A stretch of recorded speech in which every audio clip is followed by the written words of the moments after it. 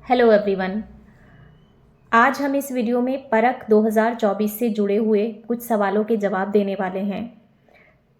परख 2024 जो कि 4 दिसंबर को प्रस्तावित है, उससे जुड़े हुए कुछ प्रॉब्लमेटिक क्वेश्चंस हैं, जैसे कि क्लास कैसे सिलेक्ट करनी है और स्टूडेंट्स को कैसे सिलेक्ट करना है रैंडम सैम्पलिंग मेथड से। जैसा कि आप सभी को पता होगा कि ये टेस्ट ओनली एक ही सेक्शन में कंडक्ट कराया जाना है। मैक्सिमम 30 स्टूडेंट्स ही इस टेस्ट को देंगे। तो इसलिए अगर आपके स्कूल में जहां आपको ये टेस्ट ऑर्गेनाइज कराना है, अगर आपके उस क्लास में एक से ज़्यादा सेक्शन हैं तो आपको सेक्शन भी सिलेक्ट करना होगा रैंडम सैम्पलिंग मेथड से। और अगर आपकी उस पर्टिकुलर क्लास में 30 से ज़्यादा स्टूडेंट्स हैं, तो जैसा कि हमें पता है कि हमें 30 स्टूडेंट्स का ही टेस्ट कराना है मैक्सिमम, तो हमें उसमें से रैंडम सैम्पलिंग मेथड से ही 30 स्टूडेंट्स भी सिलेक्ट करने हैं। ये थोड़ा सा कंफ्यूजिंग है कि ये सेक्शन और स्टूडेंट्स कैसे सिलेक्ट करने हैं, तो चलिए जल्दी से आपको बता देते हैं इसका प्रोसेस बताने से पहले एक इम्पॉर्टेंट बात कि परख 2024 जो टेस्ट होने वाला है, ये कोई नया टेस्ट नहीं है। ये टेस्ट पहले भी हो चुका है 2017 और 2021 में। पहले इसका नाम था नेशनल अचीवमेंट सर्वे, अब इसका नाम बदलकर रख दिया गया है परख, यानी कि performance assessment review and analysis of knowledge for holistic development. अब जैसा कि हमें दो चीज़ें सिलेक्ट करनी है, एक तो सेक्शन और दूसरा स्टूडेंट्स। अगर आपकी क्लास में 30 से ज़्यादा स्टूडेंट्स हैं तो चलिए सबसे पहले देखते हैं कि सेक्शन कैसे सिलेक्ट करना है। How to get a random number for section sampling. Step a, जो प्रोसीजर सेक्शन सेलेक्ट करने का दिया गया है वो हम यहाँ आपको समझाने वाले हैं। Use school pin code digits to calculate the random number as shown below. Add together all the digits of the pin code of the school till we get a single digit number as shown below. इसका मतलब है कि जहाँ हमारा school है हमें वहाँ का पिन कोड लेना है और उस पिन कोड के नंबरों को तब तक ऐड करना है जब तक कि हमें एक सिंगल डिजिट नहीं मिल जाती। फॉर एग्ज़ाम्पल, मेरा पिन कोड मैंने लिया है 110097। तो सबसे पहले हमें पिन के सारे नंबर्स को ऐड ऑन करना है, यानी कि जोड़ना है। 1 + 1 + 0 + 0 + 9 + 7। इन सब को जब हमने जोड़ा तो हमारे पास नंबर आया 18। लेकिन ये जो नंबर 18 है ये 2 डिजिट में है और हमें जो नंबर चाहिए वो चाहिए 1 डिजिट में। तो अब हम इसको 1 + 8 यानी कि इन दोनों डिजिट्स को फिर से ऐड ऑन कर लेंगे, यानी कि जोड़ लेंगे। इनको ऐड ऑन करने के बाद हमें नंबर मिलेगा 9। अब 9 जो नंबर है वो है 1 डिजिट में और हमें 1 डिजिट का नंबर ही चाहिए था। तो ये 9 नंबर हमारे पास आ गया। अब इसी को हम रैंडम सैम्पलिंग में यूज़ करेंगे सेक्शन सिलेक्ट करते टाइम। अब सपोज दैट कि हमारे पास 3 सेक्शंस हैं, यानी कि जिस क्लास में हम पढ़ा रहे हैं वहाँ हमारे पास सेक्शन हैं A, B और C। तो हमें A से स्टेप काउंट करना शुरू करना है, क्योंकि हमारे पास जो नंबर आया है वो है 9।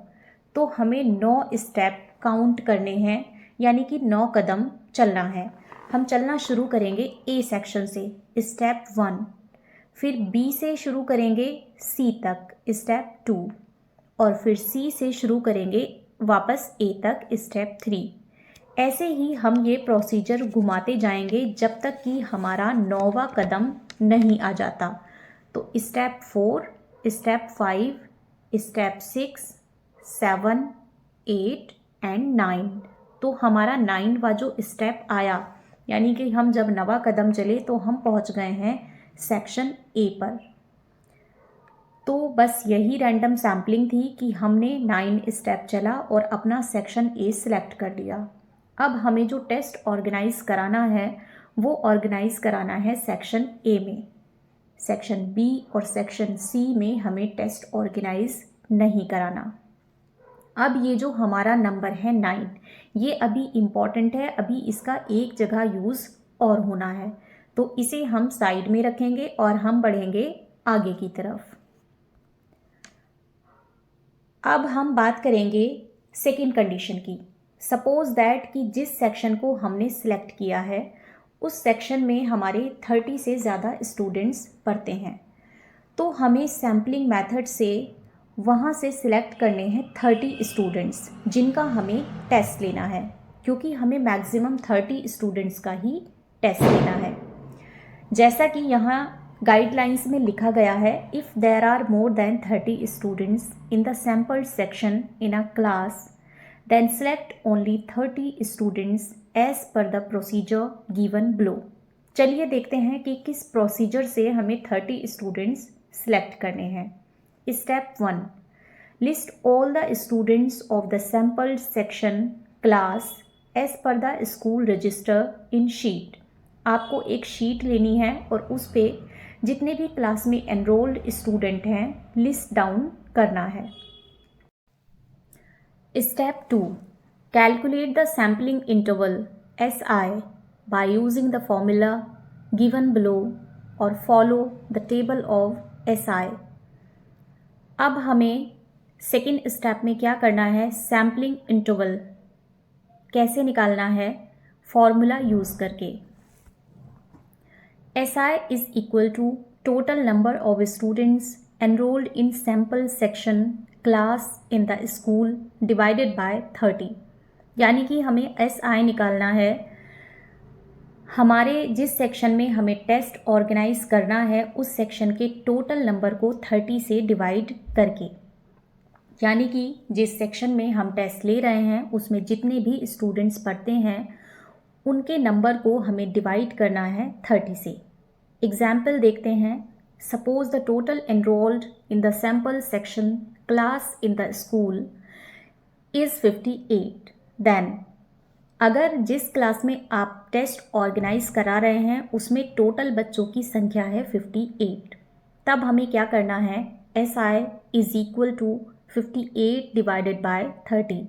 हमें 58 को डिवाइड कर देना है 30 से, तो हमारा आंसर आ जाएगा 1.93 राउंडेड टू 2, यानी कि हमारा आंसर आ गया 2।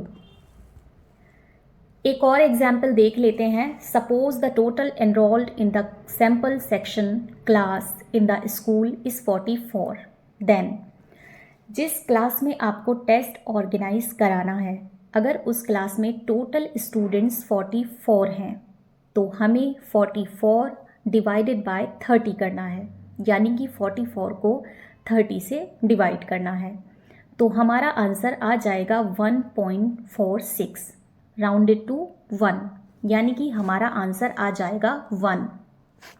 ये मैथ्स का एक रूल है जो कहता है कि अगर पॉइंट के बाद 50 से ज़्यादा नंबर आता है तो हम उसे नेक्स्ट होल नंबर में कन्वर्ट करते हैं, और अगर पॉइंट के बाद 50 से कम आता है तो हम उसे प्रेसीडिंग होल नंबर में कन्वर्ट करते हैं।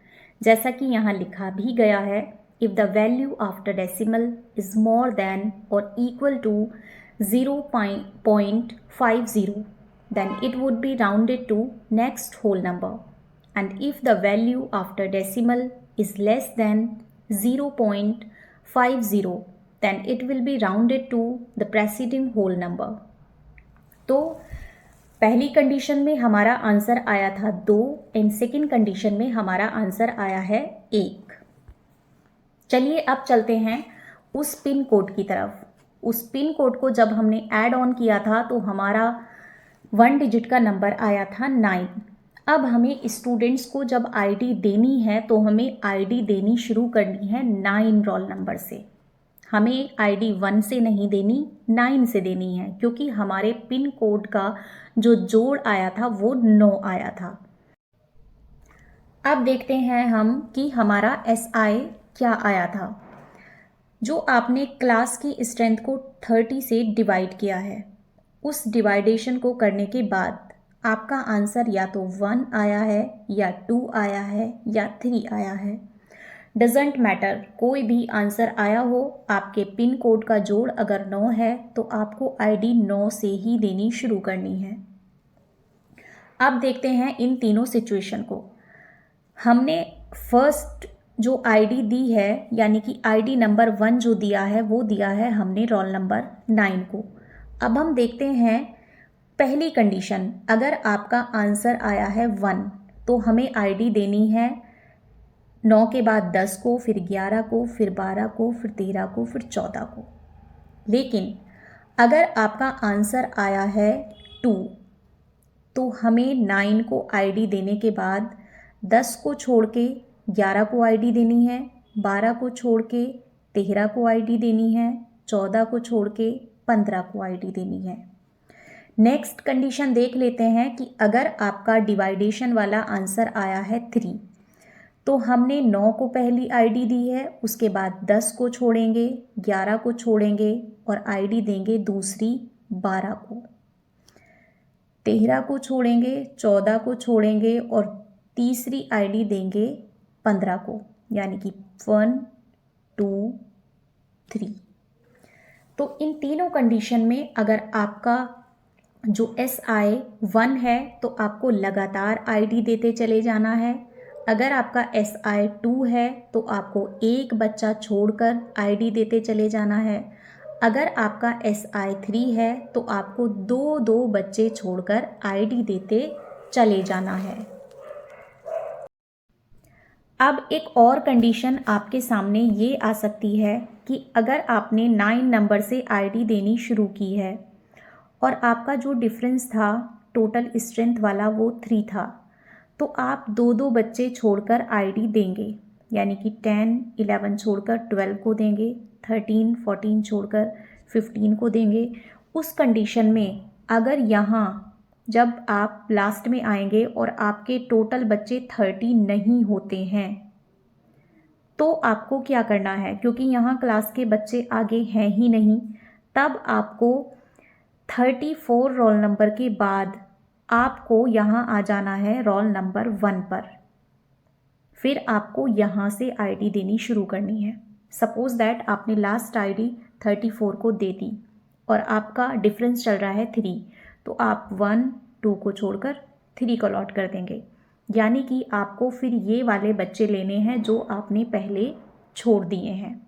तो ये कंडीशन अगर आपके सामने आती है तो आपको बच्चे फिर 1 से सिलेक्ट करने शुरू कर देने हैं। आई होप अब आपके सारे कन्फ्यूजन्स एंड सारे डाउट्स दूर हो गए होंगे।